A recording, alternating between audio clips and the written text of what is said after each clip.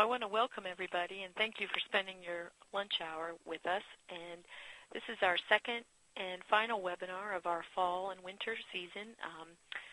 Today we're hosting Promoting and Protecting Ecosystem Services.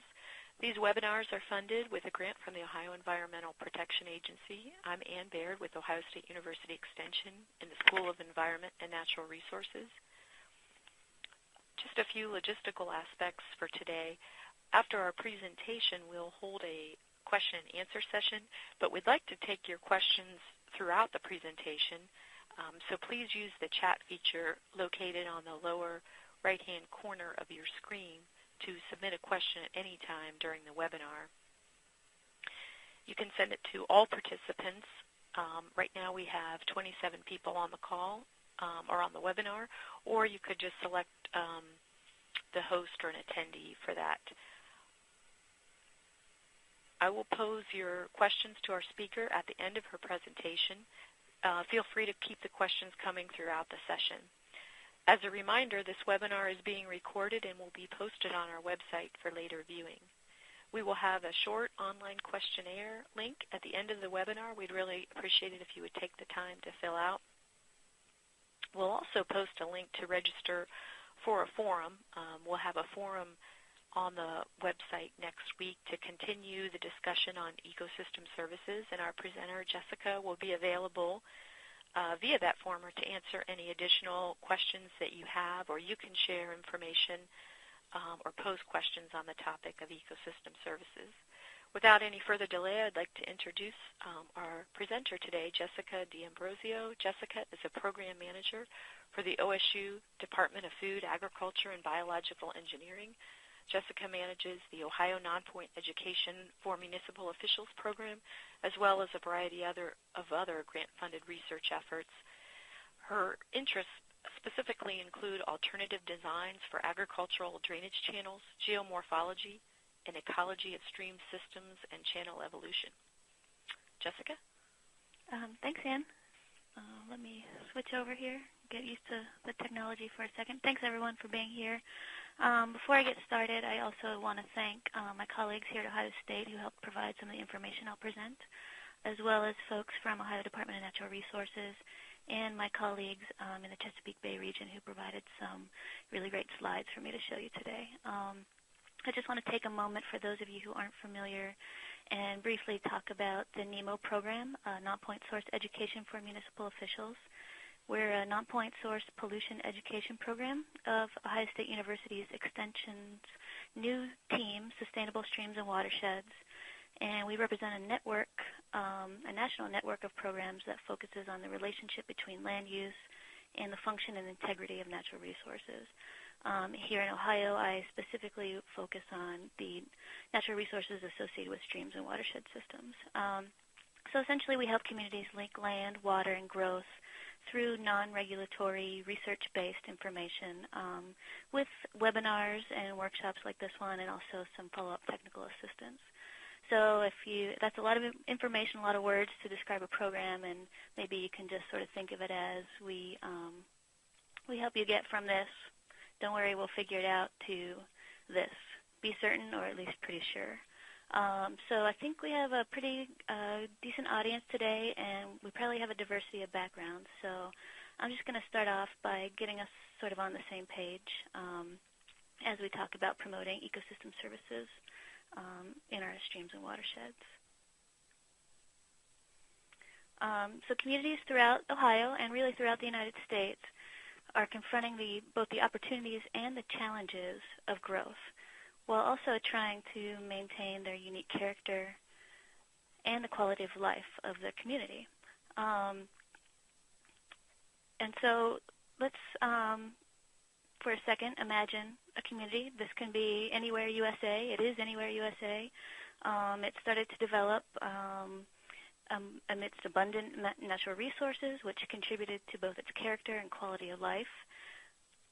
And over time, over decades sometimes sooner than that, the community grew slowly, adding houses and businesses here or there. And after it was listed on the top 10 places to live in the United States, the pace of growth really increased, and agricultural lands slowly were converted to residential housing. Rural lands became suburban lands. And along with that growth and population increase came a demand for increased services, infrastructure, and industry. And so the demand for access to water, both as an amenity and as a utility, resulted in major changes to the look, function, and health of our aquatic systems, and also to the look of our community. And so the plans and the regulations that were in place when we started the development of Anywhere USA were developed years before these growth pressures were even apparent to us. So oftentimes the information and the protections for our natural resources that were once the basis of this community and the key to its character and why people wanted to move here weren't in place yet. And so it wasn't until much of the growth had occurred were the impacts and the results of this really apparent. So really, as a result, the healthy streams and creeks that were once amenities for us in our community became health problems. Our clean sources of water became polluted and were in short supply, or they required millions of dollars in perpetual maintenance projects to keep pace with the demand and growth. So our community, Anywhere USA, just like any other one, depended very heavily on the natural water system for a lot of reasons. And that system is really, there's parts that we can see and there's many parts that we don't see. And so I just want to take a few minutes to get everyone on the same page and sort of talk about that natural system and the parts that we do see and the parts we don't see. So if we look at Anywhere USA, let's look at what natural resources form the foundation that our community was built on. So we take a step way back in time. We can see the water system itself. The land meets the air, so water rains, comes in the form of rain or precipitation. It hits the landscape. It runs off as surface water. It eventually forms and ends up into our streams and then into our larger rivers, and then ultimately ends up into our estuaries and bays and oceans. Okay, so you guys probably know this as the hydrologic cycle. And this is the water that we can see, and this is the water that we usually try to deal with. But there's also the part of the system that we don't readily see. It's all taking place within this area that we consider the watershed boundary. So if you remember, our watershed is a point or a place where all water hits the landscape and drains to a certain location.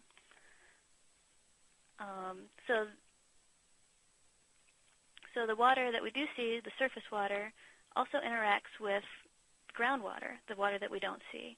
So surface water is connected to this complex network of groundwater and aquifers, and these are important because this is where we draw most of our water sources from, especially in Ohio, well water, those sorts of things.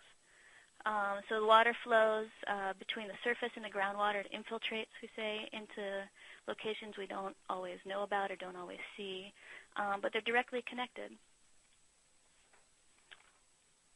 And so what really influences this flow of water? What really influences how much is there in any one place and whether it's clean and clear, whether we can use it for drinking water or recreation? Really what the main influence is really what covers the land. So, before development, what covered the land predominantly, especially in Ohio, forests, wetlands, maybe big lakes, but also it's other natural places, so our wetlands and our estuaries, but it's also other places like, as we develop, the buildings and roads and other hardened surfaces of our rural and urban communities, and also our agricultural lands. So as we develop and we move from landscapes that look like this to landscapes that look more like this, we start to see some effects on this natural water system that we depend on for flow. So what are the effects? Well, water flow starts to speed up. More flows off the land as surface water runoff rather than soaking into the land and feeding our groundwater system. And really that causes two effects to our local streams and water bodies. So one effect is the flowing water picks up more pollutants. It's not just sediment and trash, but we're also talking about oils, fertilizers, toxic chemicals. Anything that's on the landscape is picked up by the water and carried directly to our stream systems through our usually really efficient sewer system that we've developed.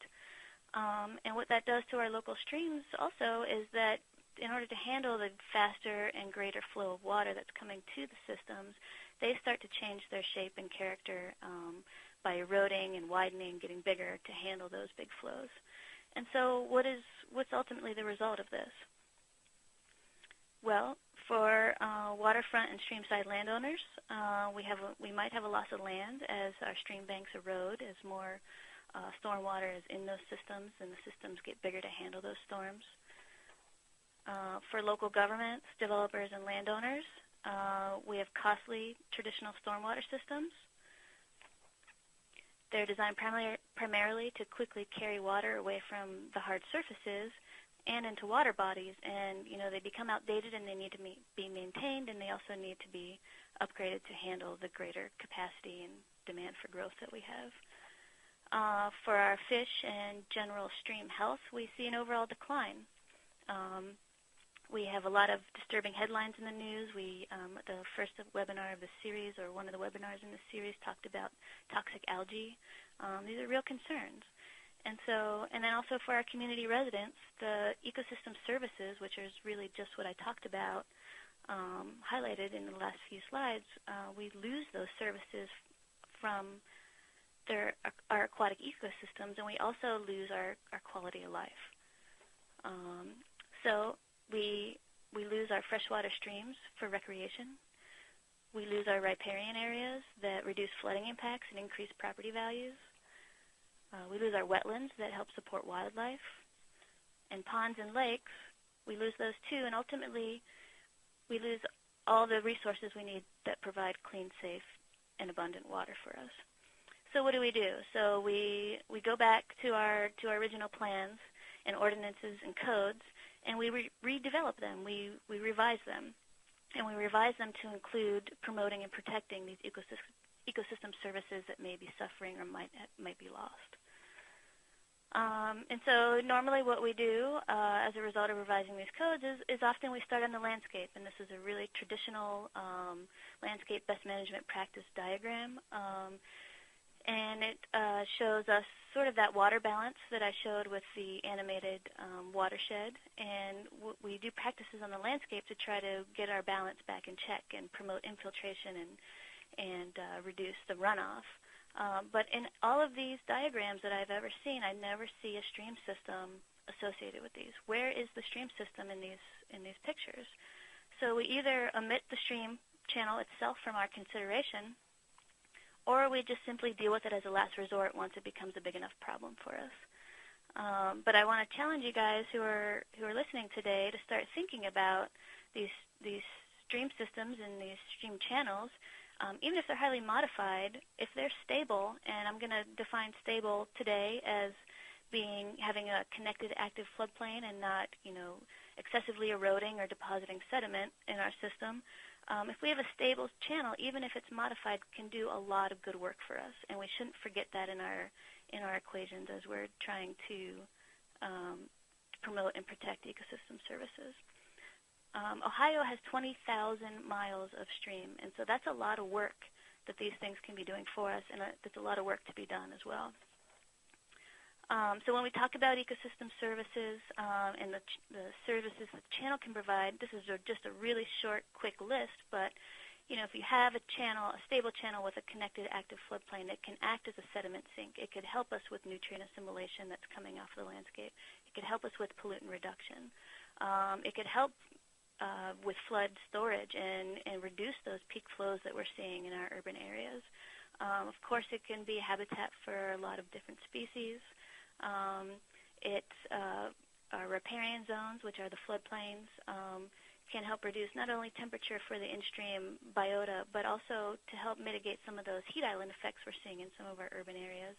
In addition, so it has all of these functions and more that aren't listed in addition to the human benefits that I listed earlier. So it really boils down to thinking about where and how we promote services in these modified channels, and also where and how we protect the services that are already existing in our natural channels. Okay, so I'm going to start with the where because that's pretty easy. Today we're talking about stream systems and stream channels. So the where in Anywhere USA is going to, of course, be our wetlands. It's going to be the channels themselves. And often we forget about the actual channel itself. And it's also going to be the riparian zones or the stream buffers that are part of those channels. Okay, so the next question is going to be where. Where do we do these? Or, I'm sorry, we just did where. The next question is going to be how. How do we go about, we know where to put this stuff, how do we go about doing it? Well, this used to be the $1 million question, and maybe now it's more like the $50,000 question. So we have a lot of techniques for how we can return ecosystem function to these systems while promoting growth, development, agriculture, and other community values that are important to us. How do we do this? Well, we start by looking at what are the impairments to these systems. So we've done a really good job through our watershed action plans and through our total maximum daily load reports and all those sorts of things, collecting good data, figuring out what the major impairments are to our stream and watershed systems. And we also have done a pretty good job of figuring out what some of those drivers are and what influences are. The next thing we could do once we figured out what some of the impairments are is we need to figure out how we're going to fix these impairments and what is actually causing the impairment, not just the effect. And so we can start doing that by revisiting what our notion of water resources integrity is. And the traditional notion developed by Carr in the early 90s was water resources integrity as sort of this black box, and there were 5 main factors feeding into it. And this is a really nice diagram to help us think simply about these systems and what goes into them. However, it sort of gives us a false sense of simplicity of these systems and also gives us a false sense that if we just fix 1 or 2 or 3 of these, our water resources integrity is done deal, we're done. So I'm going to challenge you guys also to think more about our system. Our water resources integrity black box is actually this entire screen now. And this system is complex. And stream systems maintain and repair themselves through an interaction of all of these parts, not just one feeding into the other, into this big water resources integrity box. What it helps us to do when we think about the system in this way, it helps us to think, oh, these are dynamic systems. They are living systems. They move, and they're going to move. And also helps us to consider why we look at biota, so the fish and bugs, why those are our indicators for problems and impairments in the system, because they basically are influenced by so many factors. It also helps us to look at some of the foundational elements that might help to change or alter the system. So, when we alter the flows to the system, we affect almost everything in the system. When we alter the shape of the channel, we alter almost everything in the system. And so that can help us start to derive some of our strategies and some of our goals and priorities, maybe a little bit. So how else can we start to restore or return function to our streams? Well, it's really easy. We start by making simple observations and asking simple questions. So can we return floodplain to a stream system even when space is limited? Why can't we treat water at the source and reduce water quantity where we can? Okay, so we can do this, and we have the tools and we have the knowledge to do this. So I'm going to spend the next few slides, and probably I guess this is the next half of the conversation, sort of talking about I've divided up into 5 main strategies that we can use to help return some function, to return floodplains to stream systems, to make them more stable, and to help meet some of the goals that our communities might have for ecosystem services. So, of course, the first option that we have is to do nothing. Sometimes this is the option we need to do when we have a restricted space, when we can't, it's too cost prohibitive to make major changes, or maybe our system doesn't have the services there already. Maybe it starts in a pipe and ends in a pipe, and we might be limited. This also is a good option if we have a bunch of services that are already in place, like we have flooding that's not causing major property losses or damage. We have a system that's on its way to recovery. And so here's some information about the do-nothing approach, and it's simply just leaving the system in its current state. I think it's important to remember that a lot of stream channels, when we consider them to be a problem, they're really just a problem for humans. They're not necessarily a problem for the stream. So the stream is just doing what it's supposed to do naturally. And it's usually us trying to force the stream into a shape or to flow a certain direction that we start to get into trouble, or we build too close to that system. So this one has the main advantage is that it's really no cost because you're not doing anything. But the major disadvantage is if you don't already have the ecosystem services in place, you probably aren't going to achieve those, or it might take a really long time to have that system recover if it's in a pretty degraded state. A next option might be what I'll call passive enhancement, and this is really a range of things, and it includes having streamside buffers, riparian setbacks, invasive species control, livestock fencing, all those sorts of things. So it's not necessarily a construction project, and we're basically just stopping.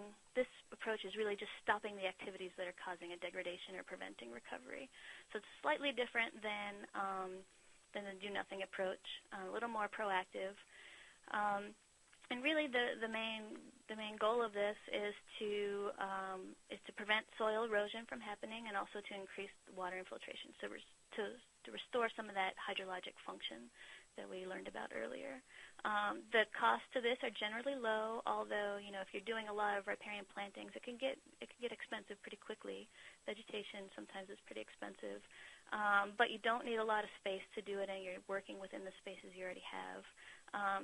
This approach might not make the best sense if you're already working in a highly degraded system, and where your activities might not get you to achieve the ecosystem function goals that you want, or when you're working within a channel system, you have a high level of bank erosion and failure that we often call mass wasting, that needs to be addressed right away. That riparian planting alone or stabilization might not cover. The third approach, and we start to get more into more active practices, and this is when we're really starting to alter our channel. And I'll call this one channel maintenance. We typically think of this one in our agricultural ditch systems, where we construct a channel to a trapezoidal shape to facilitate drainage from fields, and we maintain it to keep it in that state. So the maintenance can be an actual physical cleaning out of the system to keep it in that state, or it could just be simply spraying or mowing woody vegetation if it's not desired. It's also important to remember that channel maintenance is something that occurs in our urban areas too, and it might look more like the picture on the top right, where might concrete line our channels to maintain it into place. So basically, the primary goal of this approach is to facilitate drainage, whether it's for agriculture or for development.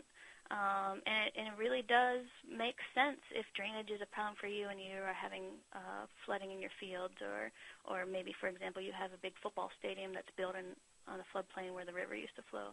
You might need to maintain the channel a certain way or pump it, as it were. So this one generally, we tend to think of this as really negative, because it's pretty disruptive to the system, especially if you're cleaning out the ditch. It can cause great levels of instability from a geomorphic perspective. But sometimes it's the best option when you need to improve your drainage situation and when natural drainage is not possible anymore. It's also generally low in material and construction costs. Typically in agricultural areas, it costs maybe $2 to $5 a linear foot to do this practice, and you need minimal area for the implementation of this because you're just maintaining what's already there. The fourth option that we have is getting aimed more at providing stable system and returning floodplain to that system where it has been lost. So I call it constructing floodplains. And really the most important thing you can do for your stream, and I say this all the time, is you provide a floodplain for it, a connected, active floodplain, not one that's 5 feet higher than the channel, not one that doesn't get floodwater access, but a connected, active floodplain. And also, when possible, give it space to do what it needs to do to the stream, because it is a dynamic system. So the two primary, I guess you can call strictly constructed floodplain techniques are depicted on the left as a self-forming channel design, and in that design we're basically just creating a blank slate for the stream channel to self-form or self-organize into a condition or a state that is dictated by the site conditions. So that state, most often we think that state will be a stream channel with nice formed floodplains, but sometimes that state might end up being more of a wetlands-like system, and it's important to remember that those two outcomes are there. So the idea is that it forms to the conditions in the site-specific location. The second approach is depicted more by the pictures on the right, and that is often called the two-stage channel approach. And in this approach, it's slightly different. You're still constructing floodplain, but you're leaving the channel system itself alone. So whatever channel is there, you leave it in place, and you simply are just excavating back or taking back what we call benches or small floodplains adjacent to that system, and then allowing it to revegetate on its own. So these are basically really advantageous in low gradient areas where you have you can't quite get a full-scale stream restoration in because you don't have the space, because you might have high production agriculture flanking your stream, or it might be a highly urban area. So this is sort of an approach that gives returns some more natural function to your system itself, and however it still is confined to a limited space. So the main benefit of this is that it really is a stabilization, a channel stabilization. So we're balancing out the sediment transport processes, and we're making the system a little more stable and self-maintaining. The limitations are we are starting to get into some higher construction costs. We have ranges of ones that have been built so far that are anywhere from $5 to $25 to $50 a linear foot, and those change depending on what your surrounding landscape is. So it's definitely going to increase greatly if you have urban infrastructure nearby or running through the channel itself. And there is a larger loss of land that is going to be associated with this as we make the floodplains bigger. So there's some benefits and trade-offs. The last of the approaches that I'm going to talk about is probably what we're most familiar with when we talk about stream restoration. And I'll call it the constructed, quote, natural channel. And this is really the one that's used most often to maximize the ecological benefits. When we have enough space in our system, you could start to refer to it more as a restoration, but the reality is if you don't provide enough space for an adequate floodplain and the stream to move and meander like it wants to, it's still a constructed channel process. And it is a version of a floodplain creation. However, the main difference is that in this practice, we're constructing every bit of that system to mimic the natural conditions. So we are constructing the meanders, we're constructing the riffles and pool features, we're constructing the floodplain, we're planting vegetation. There is a range of strategies here as well that go from bioengineering techniques using really big rock and some natural vegetation to stabilize banks, and also to create features where they don't already exist in the stream, to simply just excavating a channel in a floodplain like I show in the lower right here, and letting it sort of, that's where the river rules there. So this is a really nice application if you have high rates of channel incision or degradation going on. There's some urgency in establishing the ecosystem function or protecting a bank from eroding.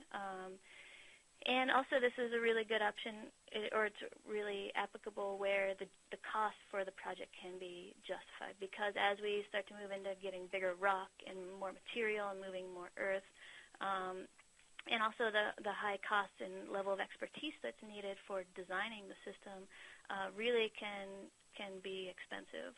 And so we're looking at somewhere in the range of 50 to some of our rural areas, it could be $50 to $200 linear foot, but as we go into more urban areas, it could be up into the thousands per linear foot. So that's a pretty expensive project. But sometimes, if our infrastructure, like our stream bank, is eroding into a major highway, it might be justified, or we're going to lose houses. This is a good option because you're basically speeding up the recovery process by years to decades by creating a channel that has all the features that it needs, or that theory dictates should have a maximized set of ecological services. But again, you also need the space to maximize those services, and it can be potentially disruptive to any aquatic biota that are already present, especially if you're realigning a channel or completely moving a channel. So those are just sort of a suite of options, and we can, some are better for others. And so I guess the million-dollar question, and the question that everyone asks is, okay, now we know what the strategies are, we know where to put them, how do we know what to put where? And that, I am sorry to say, I'm not going to really answer for you today because I can't. And the reality is because these strategies are layered with they reflect a range of costs and desired function, but they're layered on top of that with regulations, with jurisdictional boundaries, with varying project goals, varying site conditions. And so if you sort of buy into this diagram of, in a degraded system or an impaired system, it's going to take some level of cost, expertise, and land needed to return the maximum amount of ecosystem function to that system. There's at some point where you're going to reach a level where it's going to be too cost prohibitive to get the maximum function that you want. And there's going to be a level where you're going to have your break-even point. And so I really tried, actually for days, to fit in the 5 strategies into this. Where would they fit on this graph? And well, here's what I came up with. I don't really know. And I don't really know because each site is different and the goals for each project are different. And so I went back to some of our human dimensions approaches that we use to prioritize projects, and came up with sort of a matrix. And this helps a little bit too. So we might be able to list our criteria on the left there with all of our goals in mind, and costs and those sorts of things. And the project alternatives on the top aren't necessarily the order that I presented them. It's just a sort of hypothetical 1, 2, 3, and 4, and you can sort of pick out from this matrix the best option for that site. But the reality is that we have competing goals and priorities, and we have jurisdictional boundaries, and there is no prescription. And so it's really tempting to want to have a cookie-cutter approach, but it's really difficult to figure out what that cookie-cutter is. So we really need to establish a good set of goals for our project, and we also make sure we're meeting those goals, and we also need to prioritize projects. And so at the end of the day, if I were to recommend one of these strategies, I would say it's the one that creates floodplain, if possible, and is the best possible solution for the site and the money that you have. So there's my very vague academic answer. But so since I couldn't give you the answer to the million-dollar question, I decided that I was going to give you some keys to success to help you sort of think about these systems from the channel perspective. And these are the questions that we try to answer and the data that we try to get every time we are called out to a site and every time we're asked to evaluate a project. So I'll just run through these. So the very first thing that we need to know is, what is the impairment? What's the problem? Why are you calling us out here? What's causing the impairment? Are you getting flooding in your fields? Is your backyard eroding? What is the reason that you're looking to do to implement one of these strategies? Do you want to improve water quality? Do you have toxic algae in your lake? The next thing that's really important to understand is what is the current state of your system. Is your system currently failing, still in a state of failure from latent land use activities? Is it still adjusting to that? is in a state of recovery. So does it make sense to put a $500,000 project on a system that's already on its way towards recovery? Maybe it does if you want to get to those services a little bit faster. If your system is sort of in the middle, maybe that's, you don't really know. Or if it's stable, does it make sense to even do anything? Maybe we do the do-nothing approach if you have a stable system. The next question is, what does nature want to create? This one's pretty important, especially when you're designing the size and shape of channels. What does nature want to put out there?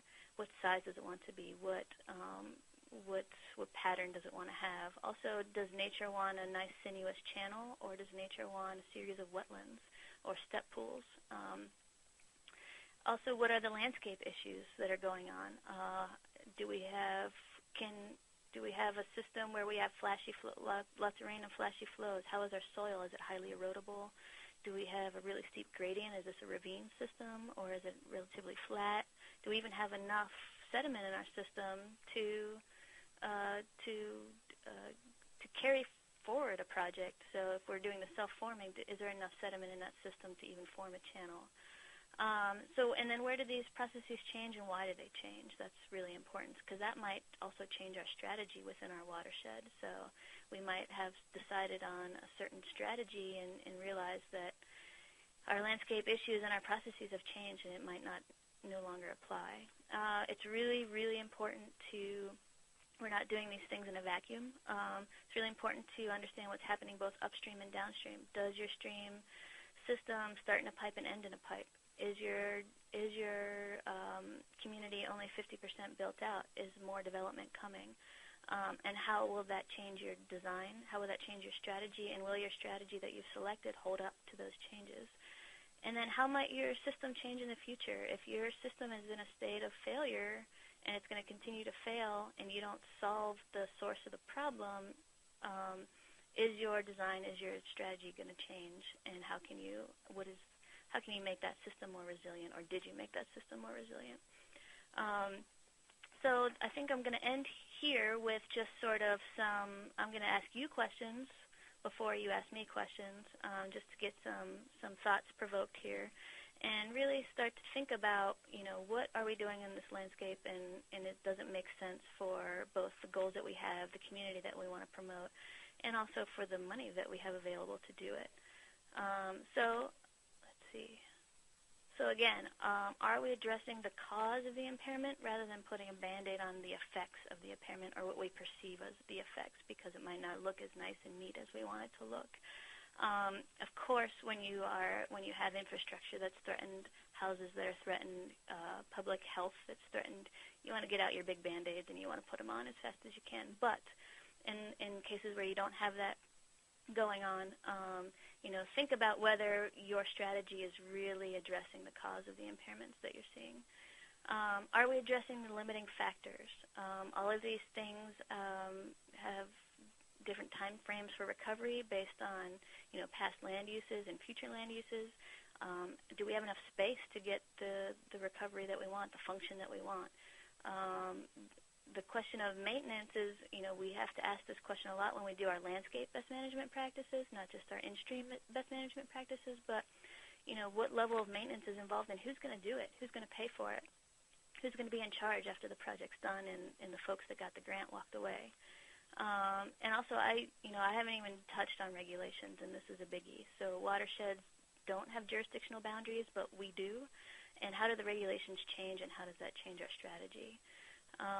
Does the approach take future impacts into account? I touched on this one already. And also, what other goals could you address with your project? How much work is it doing for you? Are you maximizing the work it can do for you? Just a couple more questions before I open it up. Let's see. So did you do your cost-benefit analysis and look at all of the costs, not just the construction costs? Do you have the expertise? Do you have the knowledge? And do the benefits that you're going to get from that strategy or that project far outweigh the costs or justify the costs? And also, this is really key. This last question: what is the likelihood of success? And really tied into that, and what we really need to think about as managers and of these systems, and designers of these systems, what is the perception of success or failure for any given group or community or discipline? And this one's pretty big. So let's talk about just the likelihood of success, first of all. Did you get your numbers right? Did you get your flows right? Is it going to work? I mean, our best watershed scale models have, I don't know, anywhere from 25 to 60% error rates associated with them. I mean, would you ride across a bridge that had a 25 to 60% error rate associated with it? Would you live in a building that had that failure rate? Probably not. That level of failure rate or error rate is not acceptable for a lot of our engineering projects. Why should it be acceptable for our stream projects?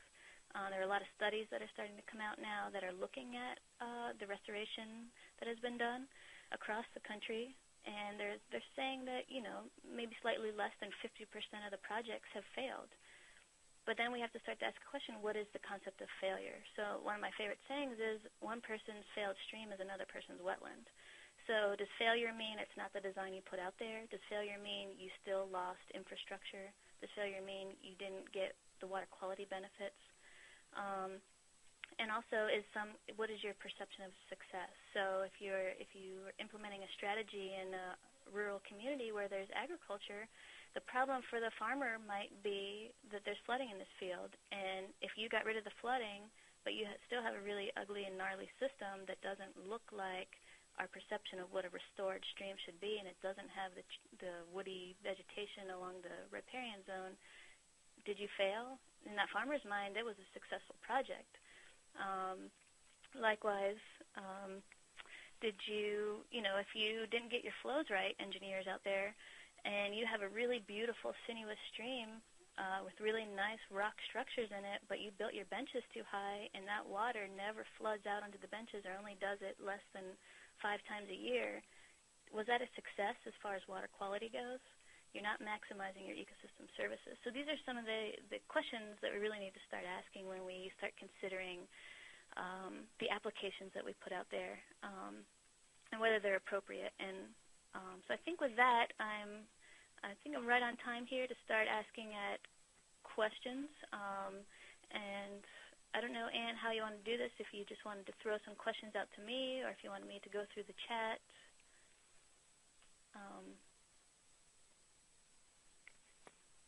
Hello?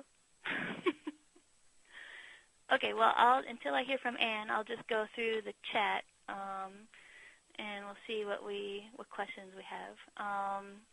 Jessica, I'm sorry. I was talking to myself and no one was hearing me but me.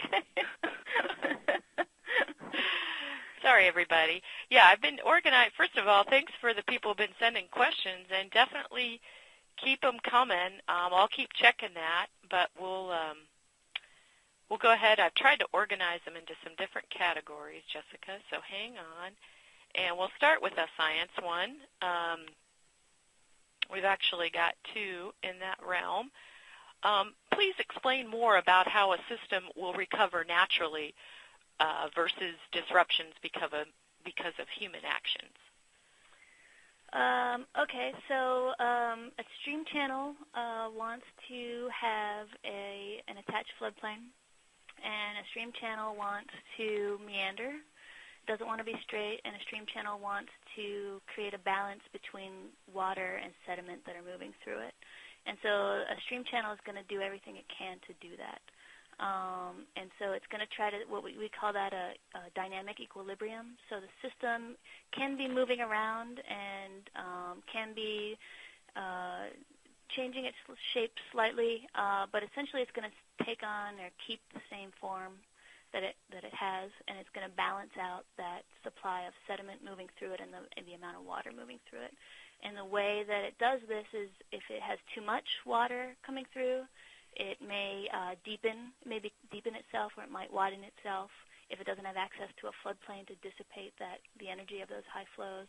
If it has too much sediment coming down and it can't get rid of that sediment through access to floodplains, or it can't flush them through, it might cause further erosion, or it might what we say deposition. So it might build up, it might fill in. So those are some of the natural recovery processes, and unfortunately, those are also some of the processes that cause problems for us. When meander bends or streams start to bend and some of our backyards start to erode, that's actually a recovery, at times, a recovery process.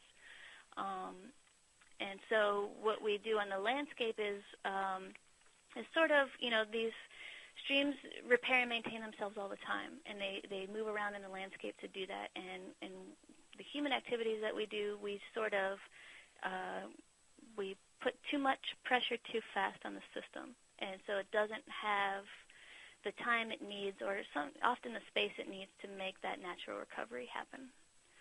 I hope that answers the question in a really quick way. I'm going to flip to an economics type question. This is probably, wait, hang on a second. Let's go to channel maintenance. We've got several questions on channel maintenance. What are some of the benefits of removing the woody vegetation, like you said, as part of the maintenance? And also, just if you have, there's been a couple questions on natural species and invasives with regards to channel maintenance. Okay, so the main benefit for a farmer, so if you're growing a high-quality crop adjacent to a stream system, you don't want anything getting into your crop that could, one, either shade it, so prevent shade from happening, or like seeds, those sorts of things. So the benefit for removing that woody vegetation for a farmer is that it removes the shading, and it removes the potential I'll call it contamination of the crop from the seedbed. So that's one advantage for the farmer for removing the woody vegetation.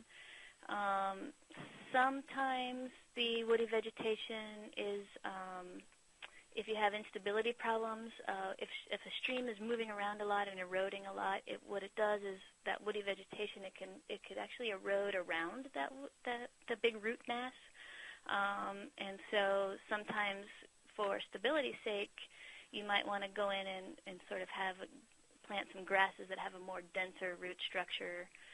That's one option that you could do if you're trying to really stabilize your system or you have highly erosive soils. But that's really just, honestly, that strategy is really just a Band-Aid. So there's a reason that your stream is moving around a lot and being highly erosive. So the advantage of removing the woody vegetation is primarily from a production standpoint. And then, I'm sorry, Ann, could you repeat the last part of the invasives versus the natives? What would keep out some of the invasives?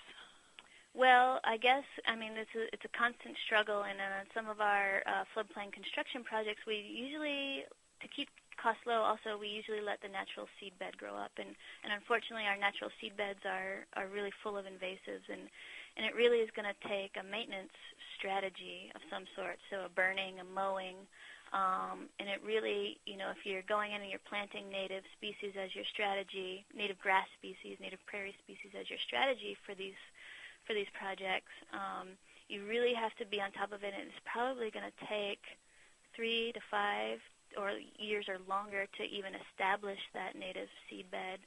So it is competing with the invasives, but I think, you're honestly going to have a lifetime of maintenance. We have a lot of invasives out there, and that's one of those projects where you have to say, are some invasives okay, or do we want all natives, no invasives are acceptable, and do the cost to maintain that justified? Are they justified? Let's go on to a science question. Is anyone looking at the effects of these channel restoration projects on stream flow? And if so, do you have any information on the effects? We're actually, I think that's from Mr. Sasson. I see that on the chat. We're looking at that right now. A lot of folks are looking at that. The big issue of concern from the science and engineering perspective, I suppose, is really nailing down sediment transport. And that's really, I think, the key to determining whether these things are successful or not, or whether our strategy is appropriate or not. It's not an easy question. It's not an easy question because you're talking about, we can do easy concepts of measuring flow in versus flow out, and we can do easy things, sort of, having a pre-development design that's in our regulations. So we do construction out there that doesn't add more flow than what was there before development. So sort of easy budgets. But as far as, looking at, some of these systems are designed to be self-flushing and self-maintaining. We do need to get a good handle and a better handle on what does that mean for downstream residents. And I would say for the most part, we don't have a great handle on sediment transport. We don't have the handle we should on some of the flow processes. Yeah, and then just had a question on, let me flip back here a second, a couple questions on costs. There was one that I think we might have to post on the website, but what about some of the average costs per linear foot of each scenario? Is that information available, and is it something we could, provide for people in some way? That's a great question. We actually have a fact sheet in draft right now that's specifically focused on these 5 main strategies to returning ecosystem function to our stream systems, and it's going to look at these a little more in depth than what I presented today, and hopefully from now we'll get a primer of sorts for each strategy and sort of look at the applications and the limitations and associated costs with these. But the reality is it depends on whether your engineering costs and your construction costs are built into your project, whether you have to remove a lot of soil from the site or whether you can spoil on site, whether you have infrastructure that you need to work around. That's why the ranges can be so big. Jessica, this next one's a specific question about strategies in urban areas. Someone asked specifically about right here on the OSU campus and the Fifth Avenue Dam removal, whether there's going to be enough floodplain with the building that's close by if they do some restoration in that area. So I guess the question's really on the... Right. That's a really great question because, the traditional floodplain for this river when it wasn't straight was, I sort of joked about it, but it really was. The river did flow under the stadium, and actually the building I'm sitting in right now, I'm in the floodplain. So the reason it can work is because what's going to happen when the dam is removed is that the actual width of the river is going to decrease. So instead of being ponded up, and the estimates that I've done myself and also read from others is that it's going to go from about 400 feet wide. This is the wetted width I'm going to talk about, 400 feet wide to about 125, 150 feet wide. So you're essentially going down to about a quarter of the width. And so the rest of that area that's no longer inundated by the ponding is floodplain. The reality is we do have levees alongside the river, especially the parts running through campus. There are plans to remove those levees. We do have parking lot structures. There is a plan to remove those as part of the restoration. But I think that's a really good question to ask. Are we going to be causing more headaches for ourselves if we do remove the dam? I don't think we will. I think, and also, this is a highly urban area where the Fifth Avenue Dam is located, so at some point there is going to be a structure that's not going to allow the river to move, so it's still going to sort of be more naturalized, but still, well within the confines of, it's not going to go back to its normal or natural meander pattern by any means. I have another science question about the plant species. Have you worked with any that are more durable, like the water irises in stream floodplains, ones that may have the ability to diffuse high flow events and trap sediments, but not have some of those negative shading impacts? Right. That's a good question, and I personally have not. So my background is more into the in-stream aquatics and also the biology, the fish and the bugs, and also the shape, the geomorphology of the system. But, I think that's a really good suggestion to start looking at what, not just what strategies do work for us, but also what types of vegetation and what pieces of those strategies can do work for us. We typically focus on vegetation that stabilizes because that's the key to these things being successful and not failing right away, especially after we get the 100-year flood that we always get right after a construction project. But, so we typically look for species and vegetation that is deep-rooting, dense root mats, at least for the initial stabilization. But, I think that's a really good suggestion and a good idea. We have a couple policy-related questions.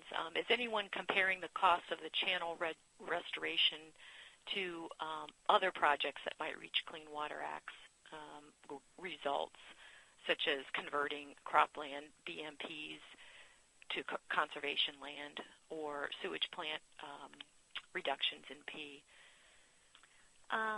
That's a really good question. I'm sure there are lots of folks looking at that issue. We, in our group, our work group here, John Witter is looking at a cost estimator tool and a nitrogen assimilation tool specifically for our agricultural areas. And so looking at the cost of implementing a in-stream best management practices in addition to a landscape best management practice like a buffer, and how does that, what's the nitrogen and phosphorus assimilation potential associated with that. I think those things need to be evaluated before we just start throwing things on the landscape. Yeah, this is another related question. Is there a team ever involved in some of this research? So you might combine engineers, agronomists, botanists, economists for a way to look at success of these projects. Right, and I think that's also a really good question and a good. It's actually a statement. I think it should be. I think we're heading more towards that. I think we realize that the success is not just an engineering design. It's not just a natural resources design, but it's really going to take quite a few people, and also part of our regulated community getting involved too, not just the scientists. To really have a full, comprehensive, holistic approach to this and how we're going to do it and really guarantee some more success. We just have time for one more question. This is about gabions and other design structures to slow down or retain water.